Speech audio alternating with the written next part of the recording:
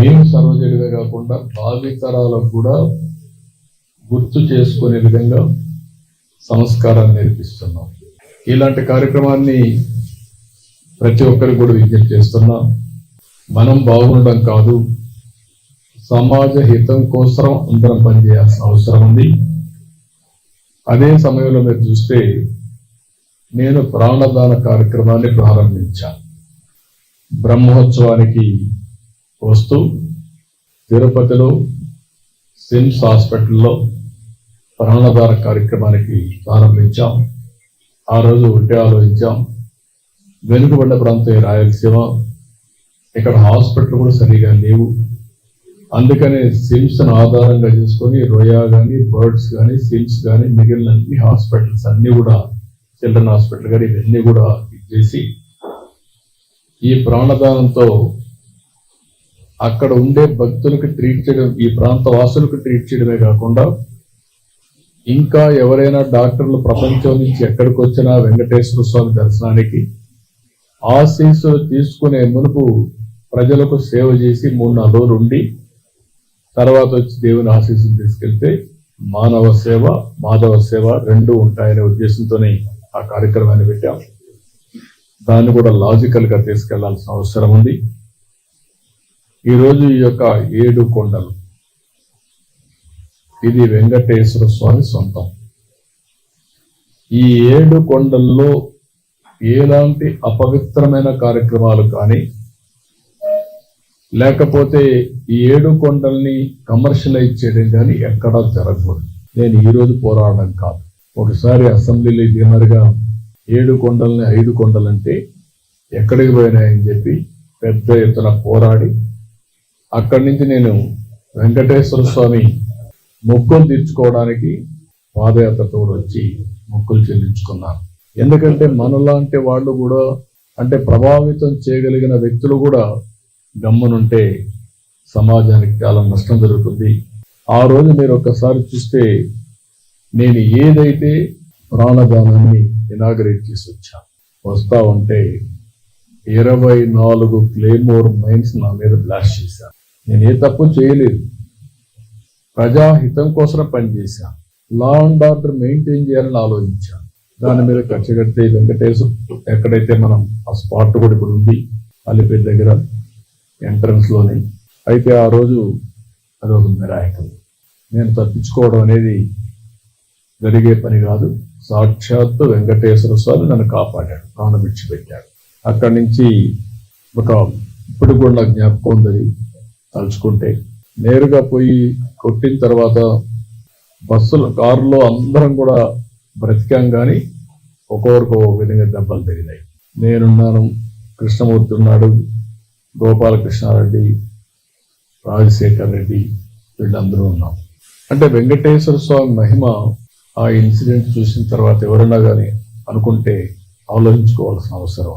24 claymore mines blast చేసిన తర్వాత ఇది తప్పించుకునే అవకాశం లేదు, ఒక వెంకటేశ్వర స్వామి మహిమ ఉంటే తప్ప. అందుకనే నేను ఎప్పుడు కూడా ప్రతి ఒక్కరికి విజ్ఞప్తి చేస్తూ ఉంటాను, ఇక్కడుండే వ్యక్తులు ఎవరు అపచారాంత చేయొద్దండి. అపవిత్రానికి ఎక్కడ కూడా శ్రీకారం, ఒక తెలుసో తెలియకో అపచారం జరిగేదానికి సహకరించద్దని చాలా చెప్తున్నాను. గడిచిన 5 సంవత్సరాలు చాలా పోరాటాలు చేశాం, కానీ ఆ పోరాటాలు కూడా పనిచేయకుండా వెంకటేశ్వర స్వామిని అపవిత్రం చేసే పరిస్థితికి వచ్చారు. ఆ రోజు కూడా మీ అందరికీ నేను చెప్పాను, ఇక్కడే ప్రథమ ప్రాధాన్యత వెంకటేశ్వర స్వామి పైన ఉంటుంది. ఏదైతే క్లీనినెస్, ఇక్కడి నుంచి ప్రక్షాళన వెంకటేశ్వర స్వామి టెంపుల్ నుంచి చేస్తానని చెప్పి దేవుని రుణం తీర్చుకోవడానికి, అదే సమయంలో రాష్ట్రాన్ని పునర్నిర్మాణం చేయడానికి అంకితం పనిచేస్తానని చెప్పాను. చెప్పినట్టే ఫస్ట్ అపాయింట్మెంట్ నేను ఇచ్చింది శ్యామలరావు ఇచ్చాను. అక్కడి నుంచి ప్రక్షాళన స్టార్ట్ అయింది. ఇంకా కొన్ని చిన్న చిన్న ఉన్నాయి, ఇంకా చేయాల్సిన పనులు ఉన్నాయి. నేను చాలా క్లారిటీ ఇచ్చాను, అందుకని అవన్నీ కూడా చేస్తారు. అదే సమయంలో వెంకటేశ్వర స్వామికి సంబంధించి ఎక్కడ కూడా పోయిన ప్రభుత్వాన్ని చూశారు.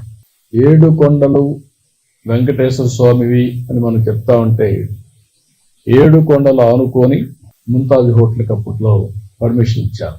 అదే మరి అక్కడ ఇంకొక పక్కన కూడా ఆ, ఏదైతే దేవలోకం ఈ రెంటికి పర్మిషన్ ఇచ్చే పరిస్థితికి వచ్చారు. ఏంటంటే ముంతాజ్ హోటల్ కూడా వాళ్ళకి చెప్పి ముంతాజ్ హోటల్ మార్చి వేరు మార్చారు. అయినా కూడా నేను వారికి చెప్పింది ఇక్కడ మీకు ఇవ్వలేం, అందుకనే ఇక్కడ 3కి ఇచ్చారు. విష్ణువి వర్స్టైల్ వెంచర్స్ 10.32, ముంతాజ్ హోటల్స్ 20 ఎకరాలు, MRKR construction industries private limited 5 ఎకరాలు ఇచ్చారు. ఈ 35.32 క్యాన్సిల్ చేస్తున్నాం. ఇక్కడ ఎవ్వరు కూడా కమర్షియలైజ్ చేయడానికి వీలు లేదు. వెంకట 7 కొండలు ఆనుకొని ఎలాంటి కమర్షియలైజేషన్ కానీ అపవిత్రం చేసే కార్యక్రమాలు ఎక్కడా ఉండడానికి వీలు లేదు. నేను వాళ్ళు కూడా, ఎందుకంటే ఓబ్రాయ్ హోటల్స్ చాలా హోటల్స్ కడుతున్నారు, కట్టినప్పుడు వాళ్ళకు కూడా చెప్పాను, ఇక్కడ ఏ మాత్రం కూడా అపవిత్ర అంటే మీరు వాళ్ళు ఒక స్టేజ్లో మేము వెజిటేరియనే పెడతామని కూడా ముందుకు వచ్చారు. అయినా కూడా నేను చెప్పింది ఈ ప్రిమిసెస్ లో మాత్రం ఎవ్వరు ప్రైవేట్ వ్యక్తులు ఉండడానికి వీలు లేదు, అవసరమైతే ఆల్టర్నేటివ్ ల్యాండ్ ఇస్తామని చెప్పాం. దాన్ని కూడా వాళ్ళు ఒప్పుకున్నారు. ఏదైతే పక్కన ఒక ఇదే ల్యాండ్ పక్కన ఉంది, రోడ్డు ఆ పక్క ఇస్తాం తప్ప ఈ పక్క ఎక్కడ ఇవ్వం. We are very clear. అది వాళ్ళతో మాట్లాడి టీటీడీ సార్ట్అవుట్ చేస్తారు. ఇంకొక పక్కన ఇప్పటికే చాలా వరకు చేశాం. నేను ఒకటే ఈ టీటీడీలో పనిచేసే ప్రతి ఒక్కరిని కోరుతున్నా, including board members, management, everybody, మీరందరూ కూడా వీలైతే మీరు వెంకటేశ్వర స్వామి పవిత్రత కాపాడడానికి ఇంకొక అడుగు ముందుకెళ్ళండి. వీలు కాకపోతే మీరు మీ పని చేయండి. కానీ అపచారం జరిగే పరిస్థితి కానీ అపవిత్రం చేసే పరిస్థితి కానీ మీ వ్యక్తిగత ప్రయోజనాలు చేసుకోవడం కానీ ఇక్కడ జరగకూడదని చాలా స్పష్టంగా చెప్పాను. దాని ప్రకారం వర్కౌట్ చేసి అందరికీ విజ్ఞప్తి చేస్తున్నా. ఇంకో పక్కన దేశంలో ప్రపంచంలో వెంకటేశ్వర స్వామి ఆస్తులన్నీ కాపాడడానికి కంకణ కట్టుకోనున్నాం. కోర్టులో ఉన్నా ఎక్కడున్నా అదే మరికి నేను ముందే చెప్పాను, వెంకటేశ్వర స్వామి దేవాలయంలో పనిచేసే వ్యక్తులు ఓన్లీ హిందూస్ గానే ఉండాలి. ఎవరైనా క్రిస్టియన్స్ కానీ ఇతర మతస్థులు ఉంటే వాళ్ళందరికీ ఎవరిని మనోభావాలు దెబ్బతినకుండా గౌరవప్రదంగా వాళ్ళు రీహాబిలిటేట్ చేస్తాం.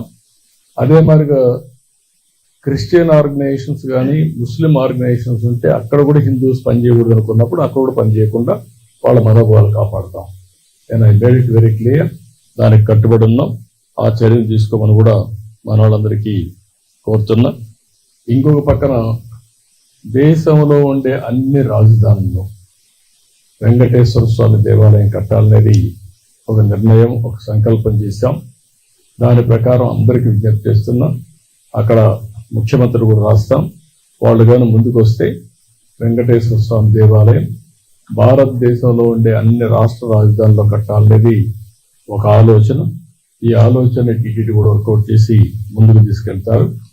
అదే మరి విదేశాల్లో కూడా, ఒక మన దేశంలోనే కాకుండా విదేశాల్లో కూడా చాలా మంది హిందువులు ఇదయ్యారు. ప్రపంచంలో ఉండే హిందువులకి ఒక ఆలోచన ఉంటుంది, కలియుగ దేవుడు వెంకటేశ్వర స్వామి, ప్రతి ఒక్కరూ ఒకసారి కానీ ఎక్కువ సార్లు కానీ ఇక్కడికి వచ్చి దర్శనం చేసుకోవాలనేది ఒక సంకల్పం. రెండో సంకల్పం, ఎక్కడికక్కడ టెంపుల్స్ ఉంటే ఆ టెంపుల్లో పూజలు చేసుకుంటూ వాళ్ళు ముందుకు పోయే పరిస్థితి వస్తుంది. వెంకటేశ్వర స్వామి ఎక్కడుంటాడో అక్కడ ఆరోగ్యం బాగుంటుంది, మనుషులకి స్ట్రెస్ ఉండదు. ఒకసారి ఆయన తలుచుకొని భారం ఆయన మీద వేసి పనులు చేస్తే ఇంకెలాంటి ఇబ్బందులు లేవు. అలాంటి కార్యక్రమాన్ని కూడా శ్రీకారం చుడతాం. ప్రపంచం మొత్తం వెంకటేశ్వర స్వామి దేవాలయాలు కట్టడానికి హిందువులు ఎక్కడ ఎక్కువ ఉంటే అక్కడ కడతాం. దానివల్ల అక్కడ ఉండే వాళ్ళు కూడా అందుబాటులోకి వస్తాయని చెప్పి కూడా నేను మీకు తెలియజేస్తున్నా. ఇంకో పక్క మొన్నే అమరావతిలో శ్రీవారి కళ్యాణ మహోత్సవం జరిపాం. చాలా బాగా జరిగింది. ఒక న్యూ ఎనర్జీ వచ్చింది ఆఫ్టర్ లాంగ్ టైం. అక్కడ కూడా రాజధాని కడుతున్నాం. ఆ రాజధానికి శ్రీవారి కళ్యాణ ఉత్సవం ఒక శోభను తీసుకొచ్చింది, ఒక నమ్మకాన్ని కలిగించింది, ఎలాంటి ఆటంకాలు లేకుండా ముందుకు పోయే అవకాశం వచ్చింది. ఈ సందర్భంగా శుభ సందర్భంలో నేను ఒక సంకల్పం మళ్ళీ, ఎందుకంటే ఎప్పటికప్పుడు మనం ఒకటి అనుకుంటే ముందుకు పోతాయి, చాలా గ్రామాల్లో టెంపుల్స్ లేవు, వాళ్ళ అవసరం ఉందని చెప్పి ప్రతి ఒక్కరు అడిగే పరిస్థితి వస్తున్నారు. అందుకని ఎట్లయితే ఎన్టీ రామారావు గారు ఆ రోజు అన్నదానం తర్వాత ప్రాణదానం ఈ 2 ట్రస్ట్ని ముందుకు చేసేపోతున్నాయి. మూడోది వెంకటేశ్వర స్వామి ఆలయ నిర్మాణాలకి ఒక ట్రస్ట్ క్రియేట్ చేస్తాం, ఫండ్ క్రియేట్ చేస్తాం. ఎవరన్నా ఇవ్వాలనుకుంటే నేరుగా ఇవ్వచ్చు. శ్రీవాణి నుంచి వచ్చిన డబ్బులు కూడా ఆ ట్రస్ట్లో పెట్టి పగడ్బందీగా మొత్తం టెంపుల్స్ నిర్మాణానికి ఆ టెంపుల్ మేనేజ్మెంట్కి ఖర్చు పెడతాం. ఈ 2 కూడా ఒక 3వ కార్యక్రమం కింద వస్తుంది. ఇది ఇంతవరకు చేసింది మానవ సేవ కోసం 2 కార్యక్రమాలు చేసాం. అన్నదానం, అది అయిన తర్వాత ప్రాణదానం. మూడోది మాధవ సేవ కోసం ఈరోజు ఆలయ నిర్మాణాలకి ఫండ్ కూడా మొబిలైజ్ చేస్తాం. ఈ ఫండ్ని ఎక్కడికక్కడ ఇప్పుడు ఉండే డబ్బులు ఖర్చు పెడుతున్నాయి. సిస్టమేటిక్గా ఇంకా ఫండ్ రేజ్ చేసి ఆ ఫండ్ అంతా కూడా ఖర్చు పెట్టి ఎక్కడైతే వెంకటేశ్వర స్వామి సేవలు చేయాలనుకున్న ప్రతి ఒక్క వ్యక్తికి ఇది ఉపయోగపడే పరిస్థితి వస్తుంది. శ్రీవారి సేవకులు ఉన్నారు, శ్రీవారి సేవకులు కూడా ఇంకా పగడ్బందీగా తీసుకొస్తాం. ఇది కూడా నా ఆలోచనే. ఒకప్పుడు పుట్టపర్తి సాయిబాబా సేవకులు ఉండేవారు, వారిని చూసిన తర్వాత నాకు అనిపించింది మనం కూడా శ్రీవారి సేవకులను పెట్టాలనుకున్నాం, పెట్టాం. దానివల్ల కొంతవరకు ఉపయోగపడే పరిస్థితికి వచ్చింది.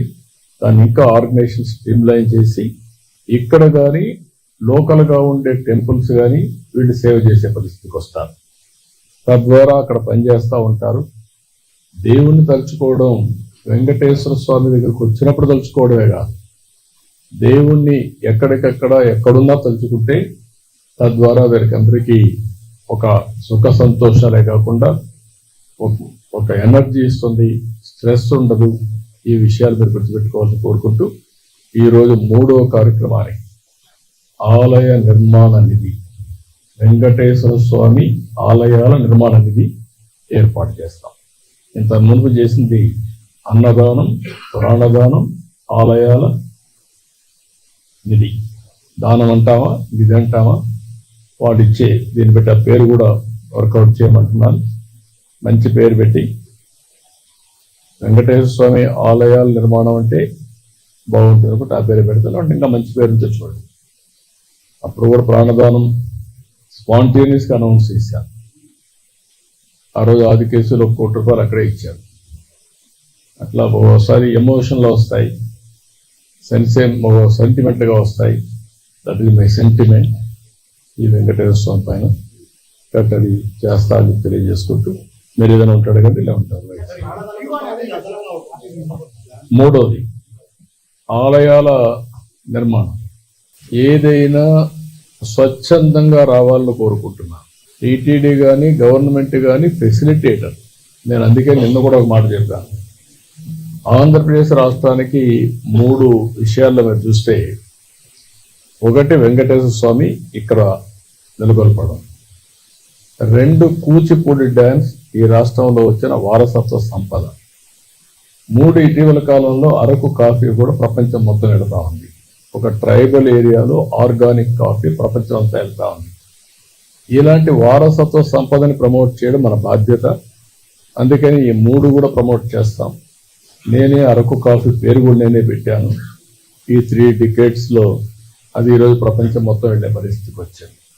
ఇలాంటి మంచి కార్యక్రమాలు ఎప్పుడు కూడా ఆలయాలు చేసేది ప్రభుత్వం లేకుంటే దేవాలయం కాదు, ప్రతి ఒక్కరు కూడా చేయాలి.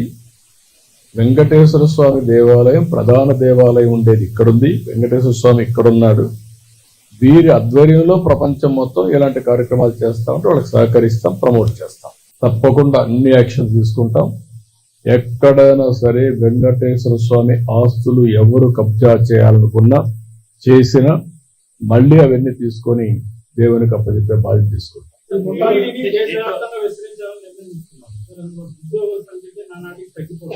ఉద్యోగస్తులు పెంచడం కాదు ఇక్కడ మనం గుర్తుపెట్టుకోవాలి.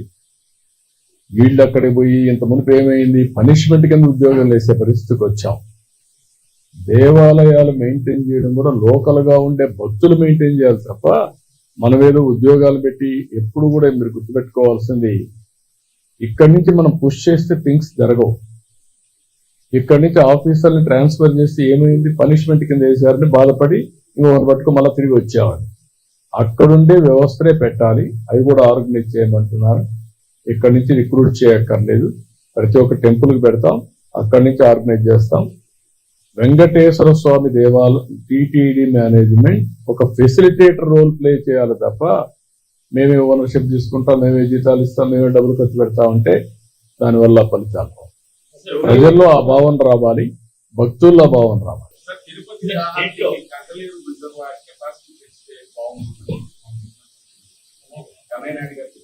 దేనికి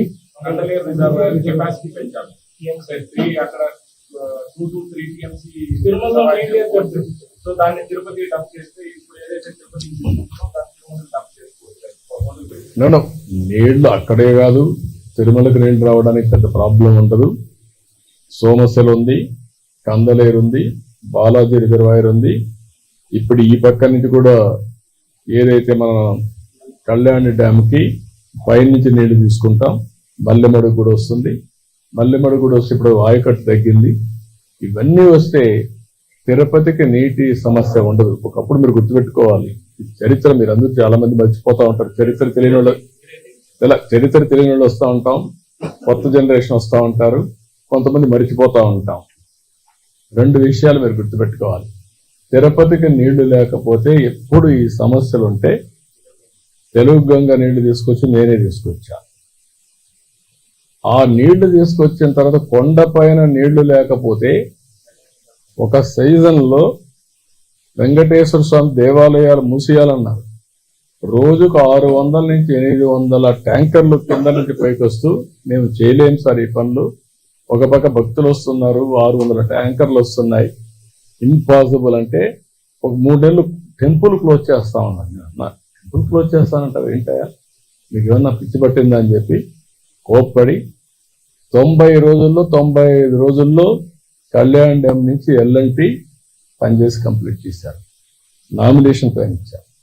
వెంకటేశ్వర స్వామి కార్యక్రమం కాబట్టి ఎవరన్నా పర్లేదు, ఆల్ పార్టీస్ రమ్మని నేను నామినేషన్ పైన ఇస్తున్నా. ఇవి డబ్బులు మీరు ఎవరన్నా చేసి చేయండి, 90 రోజులు చేయాలి, లేకుంటే అరెస్ట్ చేస్తానని చెప్పి చేయించారు. ఆ నీళ్లు వచ్చాయి కాబట్టి వెంకటేశ్వర స్వామికి అది జరుగుంటే చరిత్రలు రాయాల్సి వచ్చేది, అలాన్నప్పుడు ఈ టెంపుల్ క్లోజ్ చేసి నీళ్లు లేక. కాబట్టి ఇవన్నీ చరిత్రలో మనం భాగస్వాములు, మీరు అవన్నీ గుర్తుపెట్టుకోవాలి.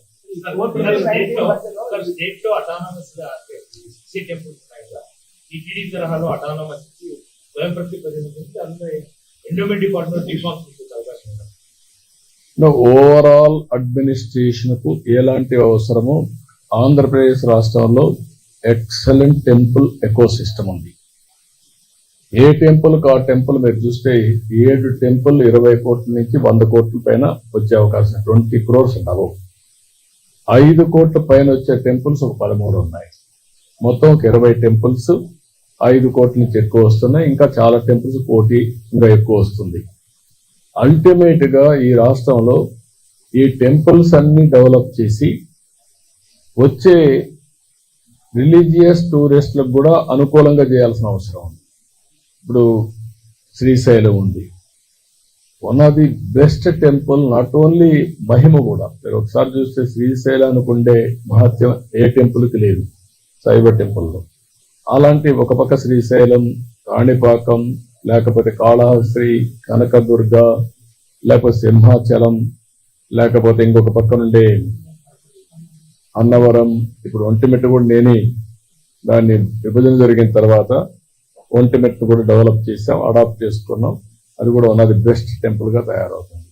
సో మీరు అటానమస్ అనే విషయం ఒకటి, ఏం చేస్తే బాగుంటుంది అన్ని ఆలోచించేస్తాం.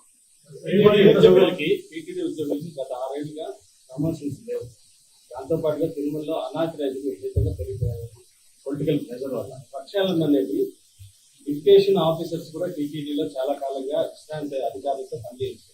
మళ్ళీ తొందరలో నేను ఒక రివ్యూ మీటింగ్ పెడుతున్నా. నేను చాలా స్పష్టమైన ఆదేశాలు ఇచ్చాను, అన్ని కూడా అనలైజ్ చేయమన్నారు. తిరుపతి పవిత్రతను కాపాడడానికి ఇంతవరకు జరిగే నిర్ణయాలు లోపాలుంటే అన్ని కూడా సరి చేస్తాం. భవిష్యత్తులో ఏ విధంగా తీసుకెళ్తాలో ముందుకు తీసుకెళ్తాం. పరిపాలనకి సంబంధించి ఎలాంటి ఇది గ్రీనరీ ఇప్పటికీ 69% ఉంది, 68% ఉంది. ఐఎమ్ ప్రౌడ్ టు సే మీరందరూ దాంట్లో భాగస్వాములు అయి ఉంటారు. నేను రాత్రి వస్తే మిడ్ నైట్ కూడా రివ్యూ చేసేవాళ్ళని ఫారెస్ట్ డిపార్ట్మెంట్ పెట్టుకొని ఇప్పుడు కూడా స్పష్టమైన ఆదేశాలు ఇచ్చాను. 68.23% ఉంది ఇది. దీన్ని 90% తీసుకెళ్ళాలి.